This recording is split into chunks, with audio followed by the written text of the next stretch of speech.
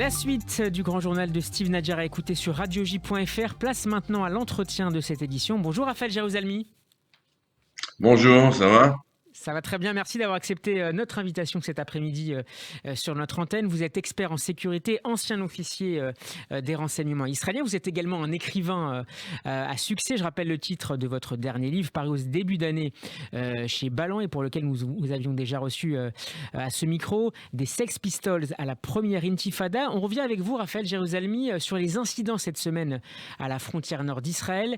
Des tirs de roquettes ont d'abord été lancés mardi depuis le sud Liban, alors que des frappes étaient attribuées au même moment à Tzahal en Syrie contre des cibles pro-Iran. Hier, l'armée israélienne a interpellé par ailleurs 2 suspects dans le nord du pays, 2 migrants africains qui tentaient de traverser la frontière séparant Israël et le Liban.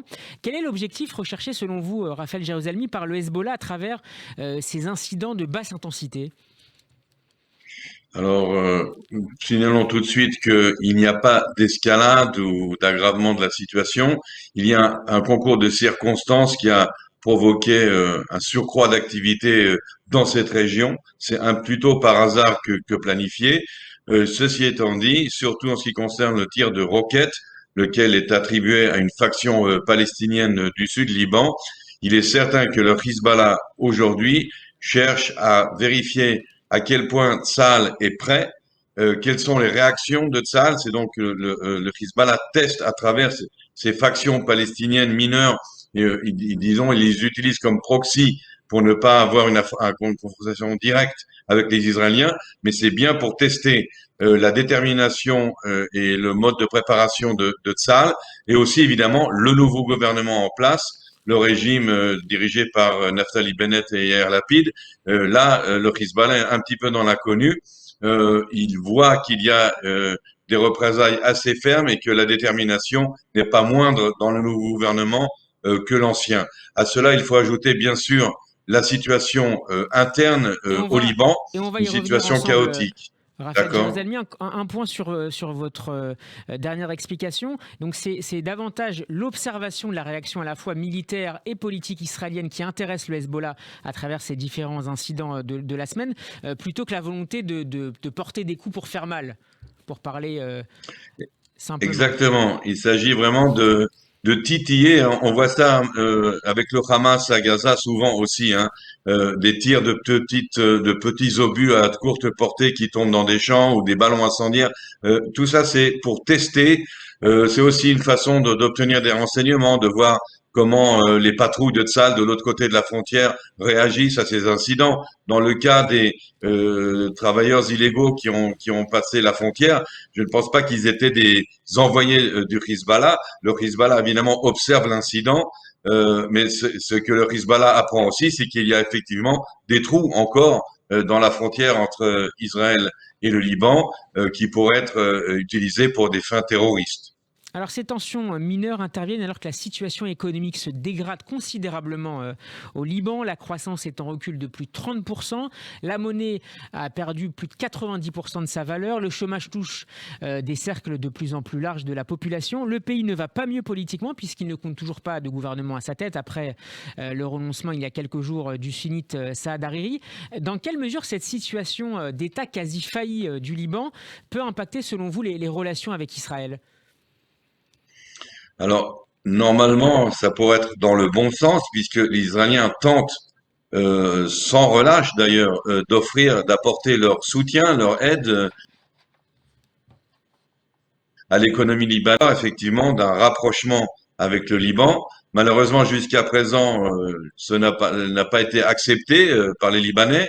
Il y a une compétition en ce moment. Nous essayons, nous l'avons vu cette semaine avec les attaques en Syrie, nous essayons d'affaiblir le Hezbollah.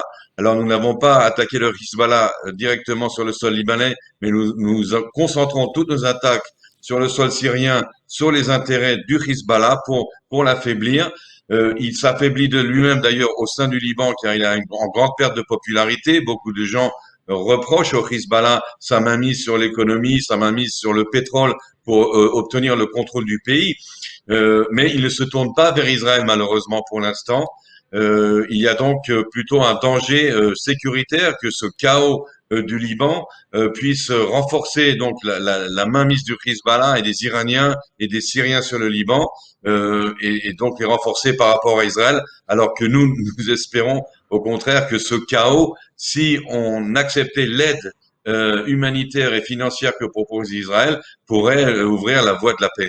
Autrement dit, dans le scénario du pire, Raphaël Jérusalemi, le Hezbollah pourrait avoir intérêt à réchauffer la frontière avec Israël pour essayer peut-être de focaliser enfin de défocaliser plutôt, de déplacer la focale, non plus sur la question économique et sociale intérieure, mais sur les relations avec l'État hébreu. Exactement. Et là aussi, le parallèle avec le Hamas est évident. Le Hamas qui tente toujours d'attiser le problème de Jérusalem, des lieux saints, relancer les intifadas. Tout cela, c'est effectivement pour obtenir une plus grande légitimité, c'est pour détourner l'attention des véritables problèmes. Et donc, dans ce cas précis du Hezbollah, c'est véritablement une tentative de profiter de ce chaos pour prendre le pouvoir complètement et dominer le Liban. N'oublions pas que l'Iran est derrière et l'Iran est spécialisé. Regardez la Syrie, regardez la Libye, partout où il y a une déstabilisation importante, un chaos, eh bien l'Iran entre dans le jeu et en profite pour s'immiscer et prendre le contrôle. 2006-2021, nous sommes 15 ans après la deuxième guerre du Liban. Tsahal a débriefé ces derniers jours la presse israélienne sur la situation. Selon le chef du commandement nord de l'armée, le général de division Amir Baram, il est peu probable qu'un conflit de haute intensité éclate à court terme avec le Hezbollah, même si la situation politique, on vient de le voir, et économique peut accélérer peut-être à l'avenir certaines dynamiques. Surtout, le général Baram insiste sur le fait que cette guerre avec le Hezbollah sera autrement plus dure et difficile que celle contre le Hamas d'une part dans la bande de Gaza, mais aussi que celle de 2006 face au mouvement chiite terroriste. Une incursion terrestre sera très probablement alors indispensable. Comment l'état-major de Tsahal se prépare à une guerre dont la question principale n'est pas finalement si elle aura lieu, mais quand elle démarrera, Raphaël Jérusalemi? Bien, très simplement, hein, comme toutes les armées, mais là on a eu l'exemple plusieurs fois dans les derniers mois, Tsahal s'entraîne avec des exercices sur le terrain, des grandes manœuvres. Il y a tous les cas de figure qui sont pris en considération. Alors nous avons le problème évidemment des salves très très fournies de missiles et de roquettes que le Hezbollah peut envoyer vers Israël. On est à On parle de 140 000, je crois. l'estimation moyenne 140 000 projectiles de tout calibre que le Hezbollah peut tirer, mais c'est pas seulement le nombre de projectiles qui est important, c'est le nombre de rampes de lancement. Alors, le Hezbollah dispose de nombreuses rampes de lancement, beaucoup plus que le Hamas, qui peuvent lui permettre de tirer dans une seule journée 1000 missiles, inclus vers les villes importantes d'Israël, 1000 missiles à la fois. Si vous prenez même dans le cas le plus optimiste une interception à 90%, vous avez 100 missiles qui vont atteindre leur cible. Donc c'est extrêmement dangereux. Ça nécessite une réponse immédiate, très très musclée de Tsahal, et qui n'est pas seulement contre les Hezbollah, mais contre le Liban, contre l'armée libanaise et le pays libanais qui est responsable de ce qui se passe sur son sol. Ça veut dire aussi toutes les infrastructures. Car pour immobiliser le Hezbollah, s'ils commencent à tirer leurs missiles, il faut détruire tout ce qui est électricité, tout ce qui est communication, et donc toute l'infrastructure du pays du Liban.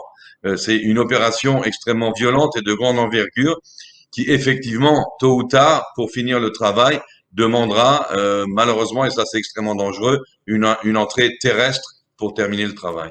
Avec un coût humain, notamment côté israélien, qui sera évidemment, a priori, particulièrement élevé.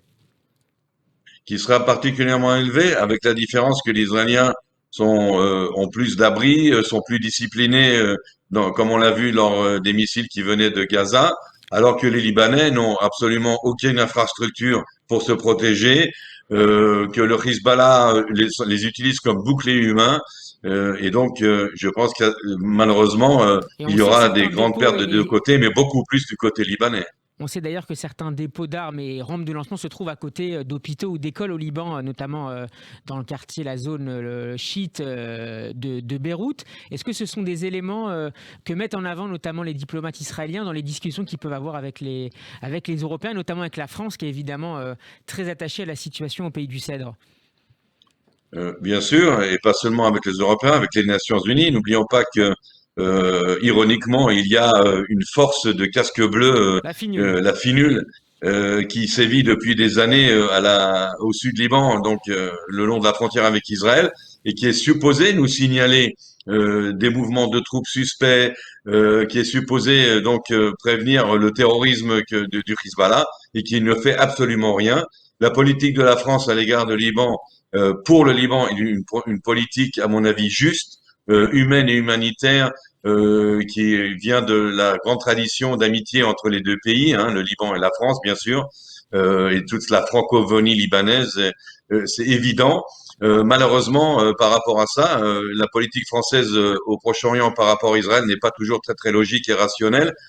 Par exemple, lorsque le président Macron considère que nous n'avons pas nécessairement besoin du Golan pour notre sécurité, il se met le doigt dans l'œil tout simplement. Et le Golan, c'est justement notre sécurité, mais c'est aussi une garantie de stabilité, car tant que les Israéliens occupent le Golan, ils découragent toute attaque venant de Syrie. Ils ont quand même le dessus là-dessus. Et c'est justement quelque chose qui apaise, qui calme. Si nous rendions le Golan, ça serait l'ouverture effectivement vers la guerre.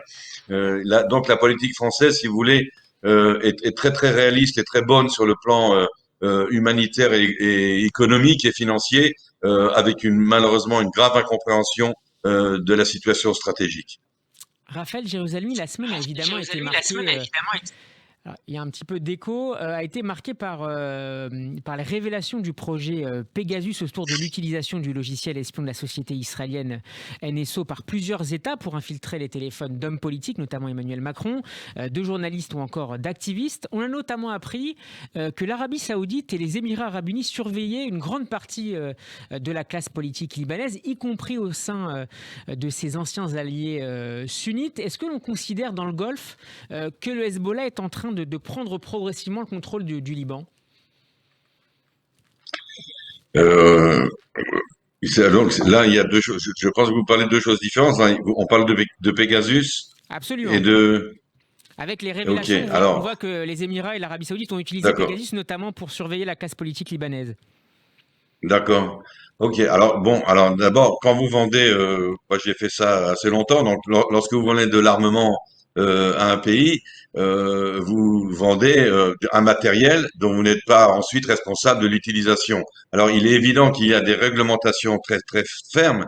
En Israël, les ministères de la Défense doivent donner son autorisation à toute vente d'armement à l'étranger, que ce soit des grandes compagnies comme Rafael, l'industrie aéronautique israélienne, les missiles, les tanks, tout doit être autorisé par le ministère de la Défense, inclus évidemment le matériel de cyber, de guerre électronique. Ceci inclut donc l'obligation, et c'est pour ça d'ailleurs que par le passé on a eu des cas juridiques et des gens qui sont allés en prison parce qu'ils n'avaient pas respecté les réglementations du ministère de la Défense. Il y a eu des cas très célèbres, par exemple en Colombie, de vente illégale d'armement israélien vers un pays donc dictatorial avec des factions violentes. Donc il y a cette nécessité-là. Ceci étant dit, une fois que le matériel est vendu, on n'a plus le contrôle.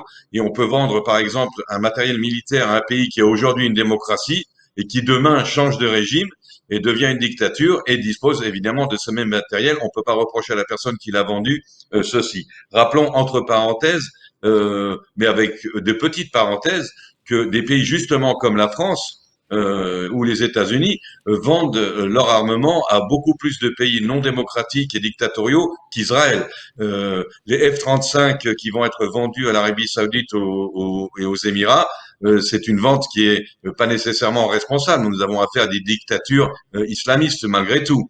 Je le dis tout en étant content de la normalisation parce que nous aurons la paix, mais d'un autre côté, il faut bien reconnaître que nous avons affaire à des dictatures. La France ne se prive pas du tout de vendre des armes à la Turquie, qui est une dictature horrible.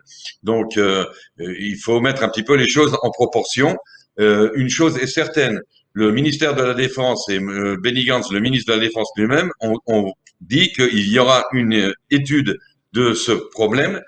Si les révélations faites par les médias au sujet de Pegasus s'avèrent véridiques, il y aura donc, après l'enquête, une poursuite judiciaire de la compagnie NSO. Tout sera mis en œuvre si nécessaire. avec une Pour commission l'instant, il d'enquête de semblerait la qu'il n'y ait Knesset. aucune preuve de cela.